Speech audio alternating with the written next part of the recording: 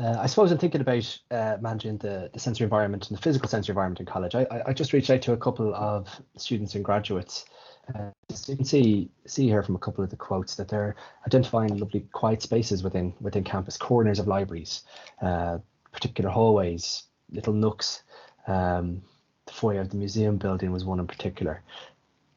And I suppose just thinking about this and it's something that kind of underpins something we're going to do within the sensory project is trying to share this knowledge that's built up over a student journey and a time in college with new students that come to college, to kind of tell them about the campus, tell them from a sensory perspective what different places offer, and to allow them to suit their own sensory preferences. Second one there around the use of noise cancelling headphones, and this is something we do provide through the disability service. And this particularly was, as Jessica's been speaking about so well there, in terms of the online environment, trying to focus in on somebody else's environment, and the active noise cancelling headphones, being able to back out that background noise of life, of traffic, of a busy road, as the student references here, and be able to focus in on what they're trying to listen to. I suppose also try to gather from the occupational therapists within the service a couple of general tips around managing the sensory environment. And I'm not giving any particular strategies or particular things to do. I suppose a lot of it is based upon awareness of your environment and yourself. Jessica refers a lot to proprioceptive input there, and a lot of students can talk also about linear vestibular as being, so just sort of straight line rocking and movement as being something that is very modulating, which allows you to regulate yourself. But that's not for every student. It's not for every student's sensory preference. That's where I suppose I don't want to give a lot of strategies unless we were actually to work through with you. And I'm very happy to do that. And if anybody's is interested at all and wants to explore this more, we're very happy to kind of talk through with you. But getting to know yourself is a big element of what we do, and I've referred to it a good few times. We use something called a sensory profile for this, which is what Jessica spoke about earlier, but also about what that sensory profile means to you as a person, and what it means to you within your life and what you're trying to do. So what are your sensory preferences? Where do you work best? And again, we're very happy to go through all of that. Being aware of your environments. So thinking about the libraries, the lecture halls, as Jessica is saying there, about the transitions from busy spaces, stairwells. A lot of students really raise the sensory environment. And why I became so interested in this is because Trinity, the main campus anyway, and to get to a lot of the other campuses, you've got to go through a busy environment to even get there. Get in the Dart in or the Lewis or a bus in even before you've even reached college. So to even think about that, the different environments that you're in throughout your whole day, not just in that one specific moment where you're trying to focus in a lecture, but the different environments that have led to you being there. Because and hopefully you can hear in what Jessica is speaking to, the idea of it being quite summative over a day. So having to get the bus in and then go to a stairwell, to suddenly think you can hit a switch and then focus within one lecture or within one environment, that it may not be anything to do with that environment. It might be everything that has happened before that environment. So I suppose being aware of everything that is involved in your student day, and to where possible, find and create spaces that suit your sensory preferences. Obviously, that's very much in that moment of doing. I suppose thinking about what you're doing. Are things calming or alerting? Jessica's a really strong. She's talking about her sensory area that she has outside her house, to give herself proprioceptive input and to give herself some vestibular input, and I suppose she's a really good understanding of that. But think about the things in your day that actually give you that. Swimming is one that always students will identify as being something that's an activity I love, and that gives you loads of that proprioceptive input and loads of that linear vestibular input. So that is a very common one that students will identify. So think about the different things that you are doing within your day, and do you find them calming or alerting? When I'm talking about looking at your day as well, and it being quite summative from the different things you're doing in your day, to schedule sensory time. Give yourself what you need. If you've had to get the bus in or get the train in, try to give yourself 10-15 minutes to be outdoors, or the picture there out by the cricket pitch in a quiet corner before you then try to get into lectures.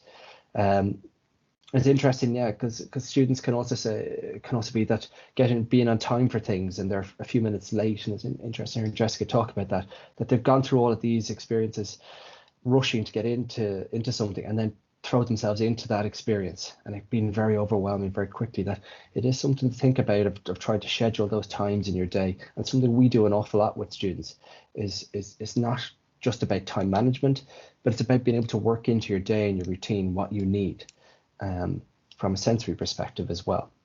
So certainly scheduling that sensory time, I think, is a key element as well. I suppose just to finish with, I wanted to give an outline, a couple of the resources that we have within the disability service around this. And we're very much trying to tailor, and they are tailored to the individual. So the occupational therapy support is a specialist support in terms of working individually with students to help them understand themselves and their environments and their student role, and to come up with how they manage their day and their environments. Individual sensory spaces, we're looking not only at, I suppose, spaces that we're creating, I suppose it's a commonly held view around sensory rooms and spaces away from student life, but also, as Jessica alluded to there, the LitSoc, in terms of a quiet space where students can go and be together that is very sensory friendly. Trying to identify those different spaces within the natural context of college as well, because they are everywhere within Trinity, but it's about knowing them. Examination supports.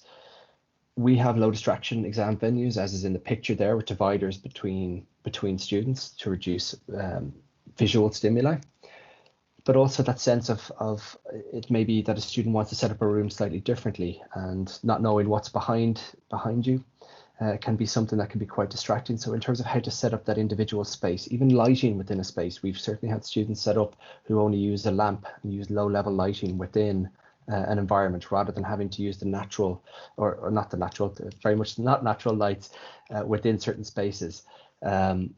So we are very happy to work through with students about what their needs are within an environment and to work towards that. Sensory study spaces is something we're really trying to work with the libraries on now, and trying to identify a flexible array of spaces, from individual rooms to rooms with maybe 3 or 4 students in them that have low levels of lighting and are acoustically very good, to other spaces that maybe have limited visual stimuli but has natural light, and students perhaps will use noise cancelling headphones or other things, but be out in much more natural lighting out in the open areas. So we're looking for a flexible array of study spaces that students can choose. Course-based reasonable accommodations, we do work in with courses around how to enable a student to participate fully within their course. For instance, one that comes up quite a lot is students who may not be able to work for 8-10 hours, or if the environments don't suit or the activity doesn't suit, they may need extended time on assignments because they can find that work quite exhausting.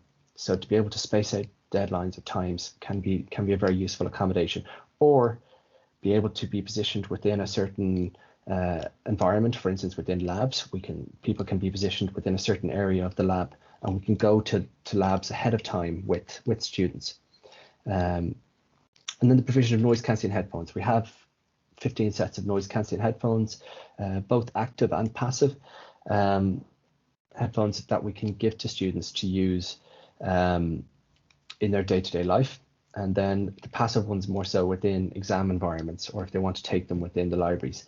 We can't provide them directly through the libraries. We hope in the coming years to be able to have them positioned behind the desk within the library, that students can just come and request them as they want and need them. But we just have to work within the restrictions of COVID at the moment.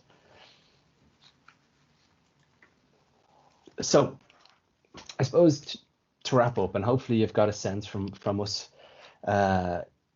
putting across so much information today, that we really want people to come to us with this and to come with questions and to collaborate with us, whether you're staff or whether you're students and you want to kind of explore a little bit more of this. So please do reach out either to the general disability service email address there at askds@tcd.ie, or to come directly to me at klewis@tcd.ie, or just pull together a website page with all of this information, and some of these recordings will be up on that web page as well in the coming week. And that is everything for today. I'd just like to thank everyone for coming. And if there is any further questions, then please contact me at klewis@tcd.ie.